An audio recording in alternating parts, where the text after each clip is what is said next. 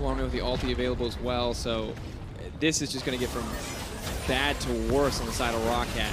It's looking pretty grim. It's not out of the question that they can come back right now, but a 5K gold lead. Inhibitors are all but set to fall. And really not a ton of wave clear here on this lineup to stop them from pushing in. Kobbe doing a lot to break down this tower. Where are Roccat going to put their sights? If Roccat are going to come back, it is EQ or Memento outplaying Splyce in these fights. They cannot afford to fall down because that's the tank killing ability on this team. Those two marksmen, and we know marksmen are so powerful in the late game. Now that we're here, they have to be able to execute upon that, but it might just not happen because they don't have the tools to engage fights, it doesn't feel, against this Baron-empowered Siege. And it's difficult. The inhibitor's been broken. One was broken for Splyce earlier, though, so it is not the end of the world quite yet, but it feels like this might just be a game where Splyce get to go for the simple and clean closeout. 1 minute left on the Baron. Maybe they can break one more as the map starts to split up. Kasing with, well, a lot of cannon minions. That would be 3. So just breaking the top side. Odoamne, they're still looking for the play here onto Odo.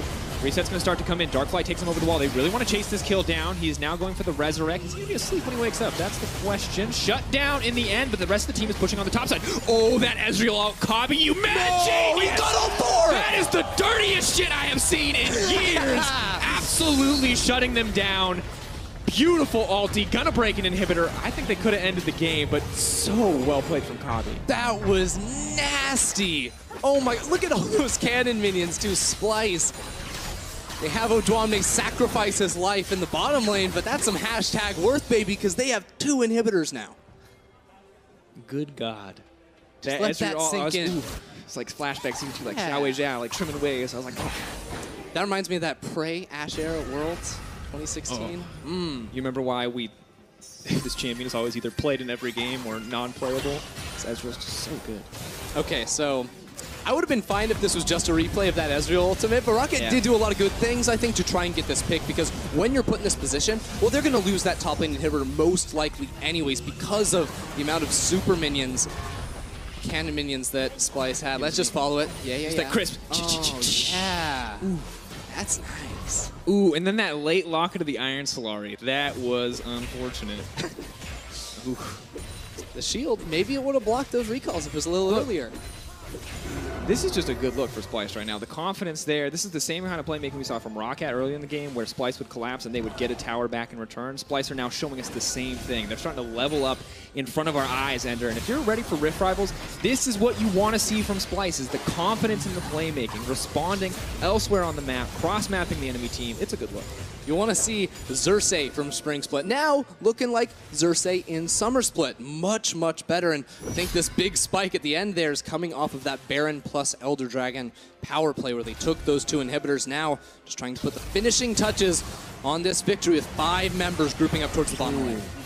You're getting a little chunk there. A little bit of sustain there as well. Meanwhile, Odoamne is pushing into mid lane. The passive won't be available for a little bit longer. That's going to be important that he can't get the reset. Oh, God, thank you. And Memento just trying to poke, but they just do not do enough damage right now. And Aatrox looks like he may be enough of a damage threat just to bring this one home. If they're going to fight, they need to fight soon. Ulti does go wide. That is a good start for the Roccat lineup. Odoamne is going to go in. North Scaring, though, leaping forward. Odoamne gone in the middle of everybody, but he is going to get taken down. Memento! The resurrection. Memento wants to get a little bit more, but he cannot get anything. Odoamne has resurrected. That is a sleepy Niski, but they're going right into the middle of it. Hichu trying to get a little bit more damage down. Wants to get more for the team. Niski has gone golden. Kasang with a beautiful pull. They can't get it. Yes, they can. North Scaring is alive. The team now retreating. A chaotic fight. A double drop for Kobbe, but it's Splyce who went out in the end. And it's only Blanc left to defend here from Roccat. Splyce, they're going to pick up their 2nd win in the EU LCS. Beautiful performance thus far from Splyce. Week 1 and Week 2 were grim. Everything stood against them, but here in Week 3, they're standing and they're getting counted. Blanc not going to make it up. Go right back. That's the ace for Kobbe. Splyce coming out on top. The 2-0 week before Rift Rivals, changing everything we expected out of them after the first 2 weeks of play. They go for the long haul, 6 item carries with Kobbe, but so many of the members we wanted to see step up came ready for the challenge today. Absolutely the case, and I like what we saw. It wasn't the early game activity as much from Xerxes, but he was there in the mid game once they got out of the laning phase, moving around the map. Odoamne playing like an absolute demon on this Aatrox. Things didn't go 100% perfect for him early on. but it looked good, Andrew. It did look good. The team fighting from Splice with this composition was so much fun to watch. In that last fight, it felt like every single person on their team had a knock-up, and every single time Q or one of the carries on the side of Roccat were gonna step forward and pop off, no. In comes Kasing with the headbutt pulled. In comes Odwamne with the dark flight, and they just shut Roccat down. Absolutely did. Solid performance across the board. Roccat still showing us a lot, but we can see some of the weaknesses, some of the cracks.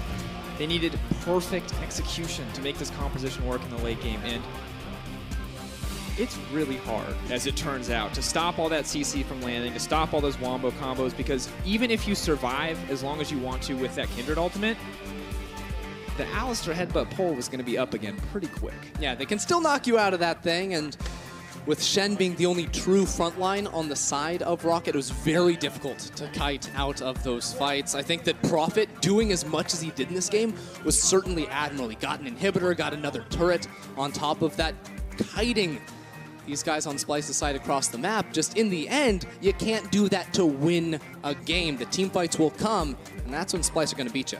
And Splice made one misstep where they let Prophet get away with a lot of that, where they put Odwamne with the team when they maybe didn't need to, and then after that, shorted up, adapted, changed what they were doing, made sure that they weren't overcommitting in those instances. And let's take a look one more time at that final fight in Rockat's base. It was so chaotic.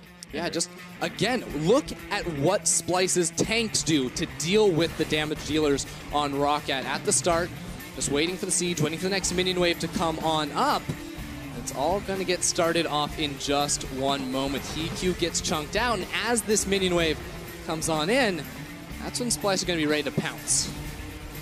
Of course, it's Odwamne, I believe, that finds it first onto Memento. After the Glacial Prison goes wide, he goes right on in, and they find Memento at the start. One of the members Roccat needed to win gets knocked straight up into the air by Niski. Next, keep your eyes on Hiku, because he's trying to kite around this fight, but as soon as he comes in, all of a sudden there's going to be a Kasing on his face. Look at that, the double knock-up on 2 carries. That is some pretty stuff out of Splice's support.